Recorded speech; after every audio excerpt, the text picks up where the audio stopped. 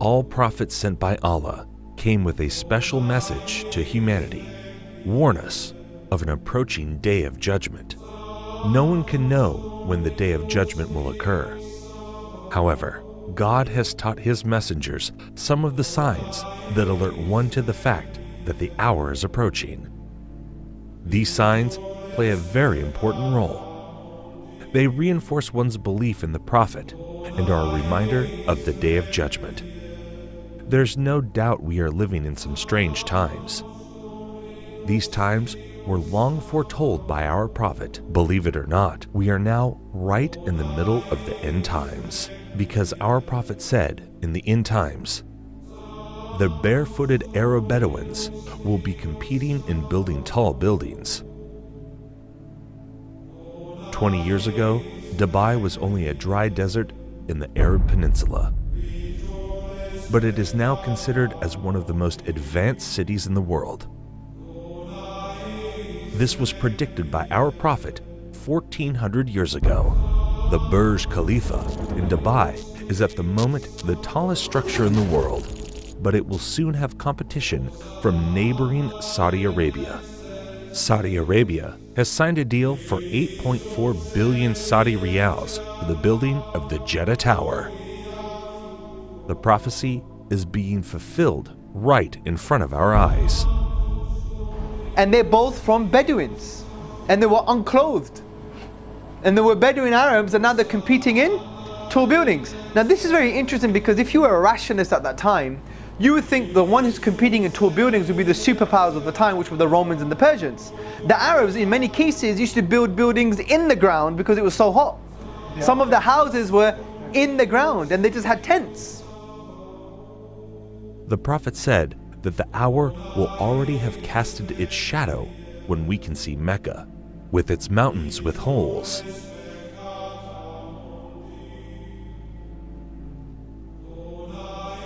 And its buildings reaching the mountaintops. Only a real prophet could make such clear and accurate predictions. The Prophet also said that in the end times, female singers and musical instruments will become popular. With popular is meant that these things will be achieved on a global scale. Today, we can see numerous female artists who have attained worldwide fame. This has never happened before in the history of mankind. And again, we can see the words of our Prophet being fulfilled right in front of our eyes.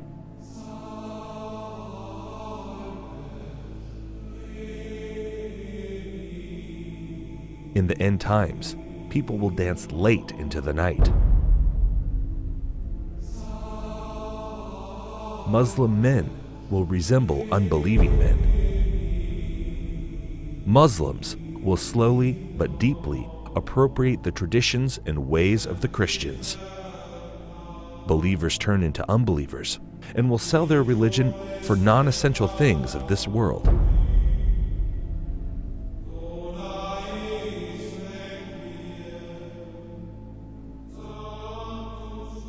Women who will be dressed, yet will appear to be naked. They will seduce men and will be inclined towards them.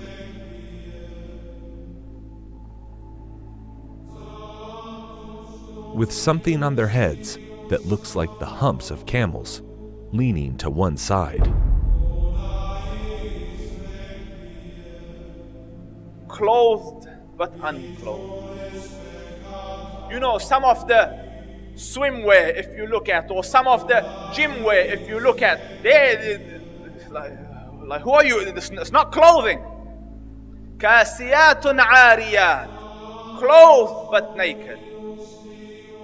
Or if you look a more moderate tafsir, if you like, clothing will be very tight, or it will be see-through, or there will be cuts and slits around the sides and so on and so forth, so that although it pretends it doesn't show, it shows. And the Prophet said, alayhi afdalu salatu wa atammu taslim, that they will not smell the fragrance of Jannah, although the smell of Jannah can come from so far, yet these people will be made forbidden for them is that smell, that fragrance of Jannah.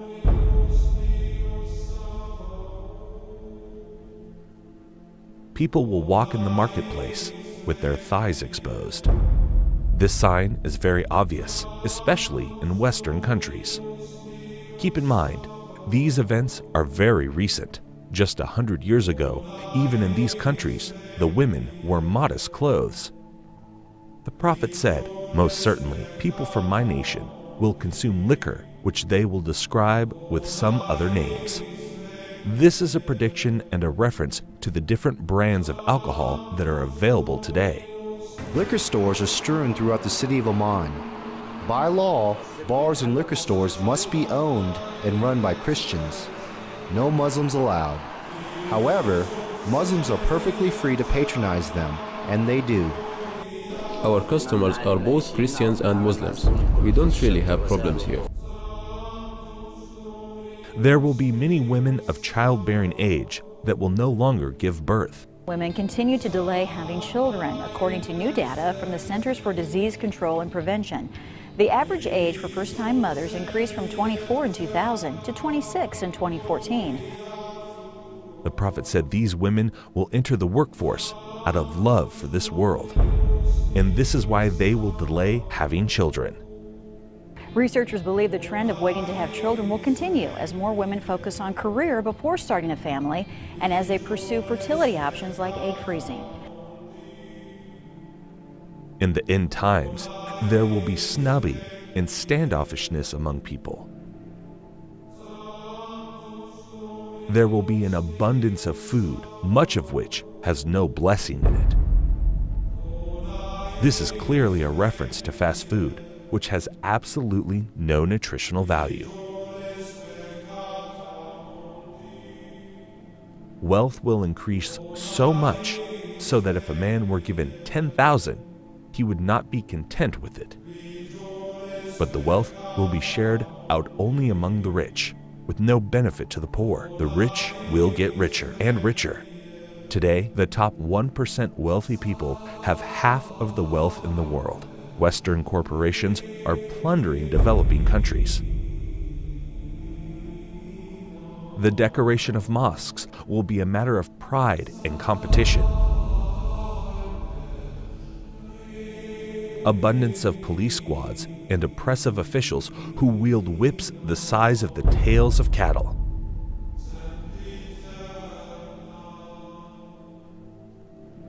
Men will begin to look like women,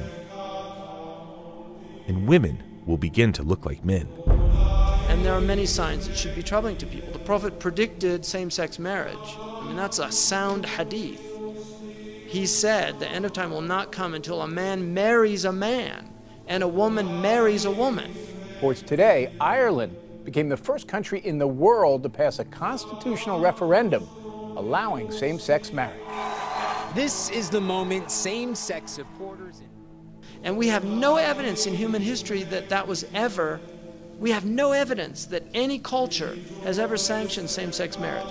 But he said it will be one of the signs of the end of time. He said you will see nikah al-rajul al-rajul, wa nikah al-mar'ati al-mar'a.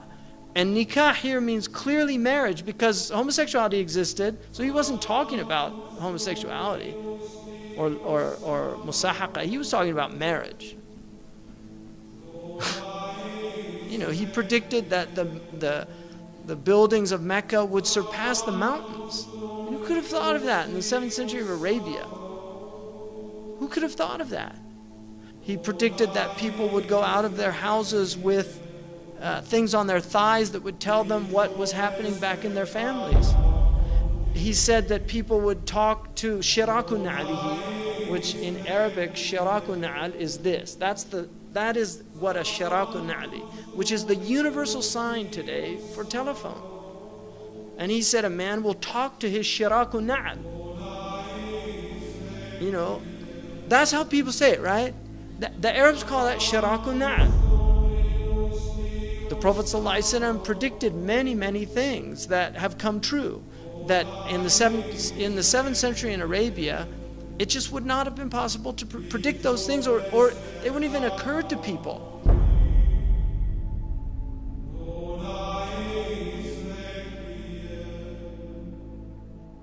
The Prophet said children born outside of marriage would become commonplace. In Colombia, more than 8 out of every 10 children are born to unwed mothers. But the actual percent of U.S. births to unmarried women has gone up a lot. 2002, 34% of all births. 2013, 40.6% of all births in the U.S. In 1960, 5% of children entered the world without a mother and father married to each other. By 1980, it was 18%. By 2000, it had risen to 33%, and 15 years later, the number reached 41%. The prophet said in the end times, obesity would become prevalent. Well, the explosion of overweight and obese people in the developing world is largely down to the emerging economies, those that have gone through a transition from being low-income economies to middle-income economies in the last generation. And that has produced a large middle class of people who have rising incomes and they can buy the foods they want, and they're undertaking more sedentary lifestyles. Smog will appear over cities because of the evil that they are doing. India's second largest city, New Delhi, remains shrouded in dangerously thick smog.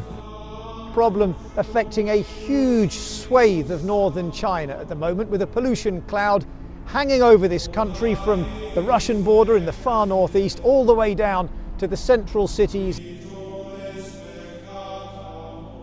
The prophet said great distances will be traversed in short spans of time. Voices will be raised in mosques.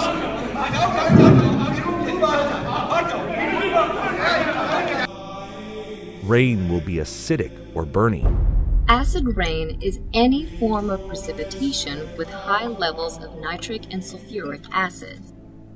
It can occur in the form of snow, fog, and even dry materials that settle to earth. Most acid rain is caused by human activities. That there will be dishes and they will be communicating constantly, and then people will break the ties of kingship.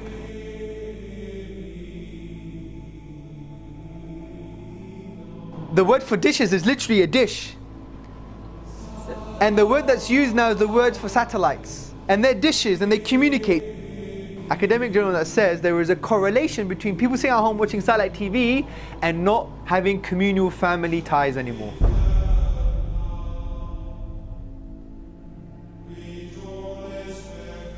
A lot of people will be depressed and will wish to be dead.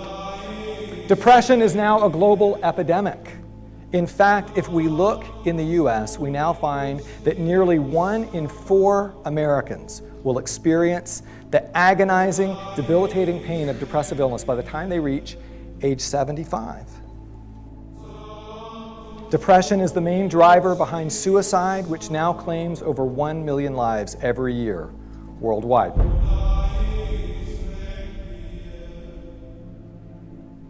Holding on to Islam would be as if one is holding on a hot coal. A man will be a believer at night and a disbeliever in the morning. Does this sound familiar?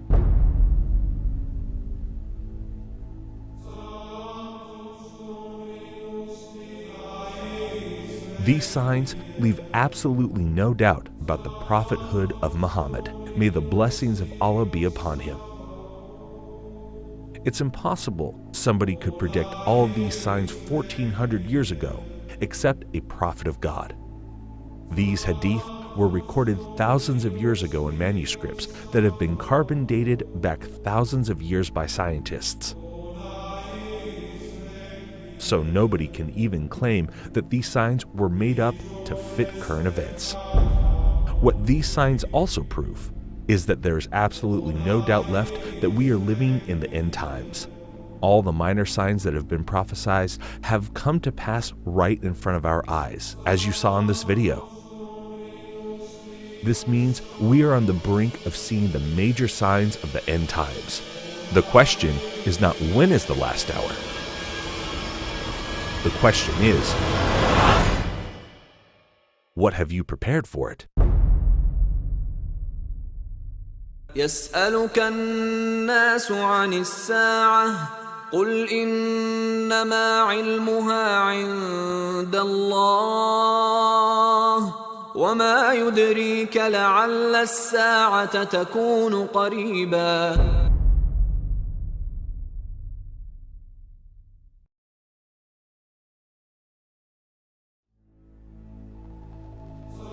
One of the first major signs that will plunge our world into dark times is a war so great which humanity has not witnessed before. The next event that is about to occur is the Great War.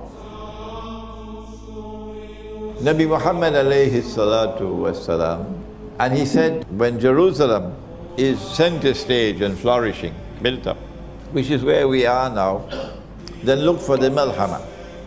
The Malhama is a great war. The Malhama is not just a great war. It's a war like no war has ever been. That 99 out of every 100 of the combatants will die, will be killed. The only way that 99 out of every 1,000 can be killed is if it's a war with weapons of mass destruction. NATO is preparing for war with Russia. This war has been planned long before the evil forces that rule the world today. These same evil people caused World War I and World War II.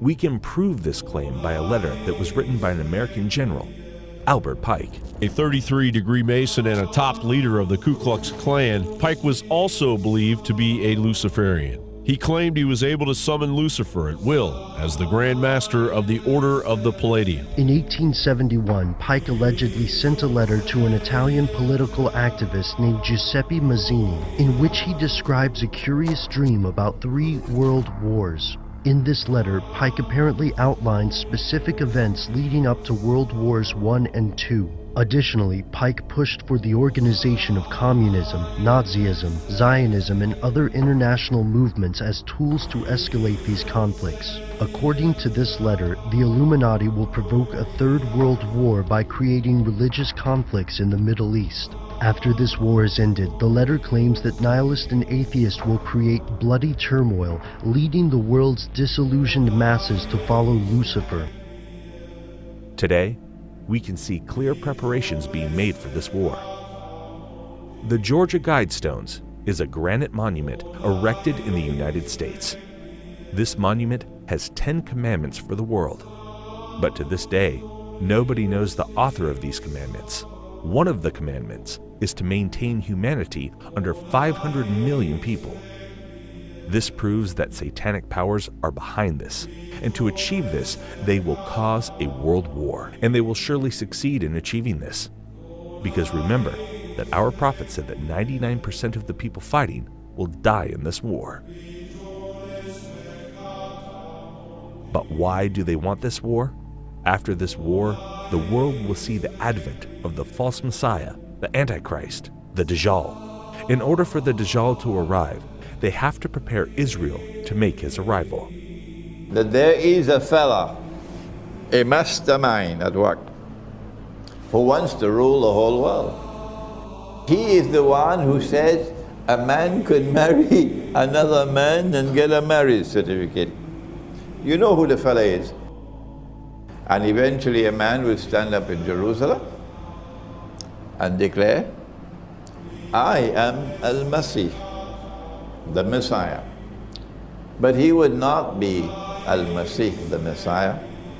He would be Dajjal, the false Messiah. In order for him to achieve his objective, for Israel to rule the world, he has to make Israel very, very big, like the United States. But that's not possible. Israel cannot expand. Israel is surrounded by the Arabs. Forget it. Or the world has to become much smaller. Which one will it be? Which one will it be? Yes. The answer is the world will have to become much smaller. And that's why we're going to have nuclear war. The main goal of World War I was to dismantle the Islamic State and establish a Jewish Holy Land in Palestine. 1914. talk begins in the British cabinet at the highest levels of promising a Jewish homeland to the Zionists.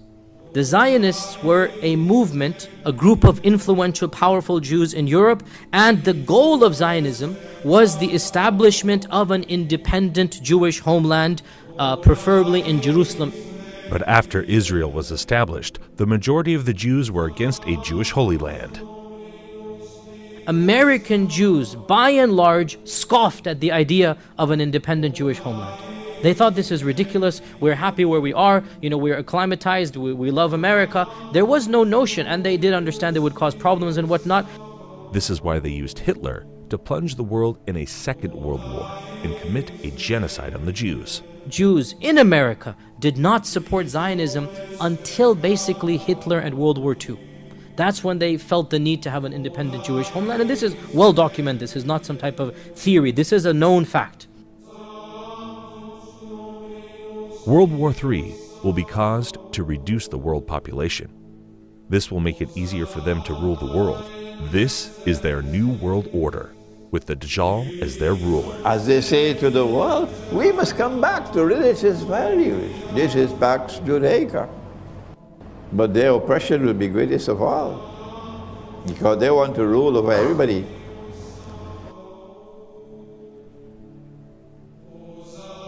So you must be thinking why they need Israel to make the arrival of the Antichrist possible.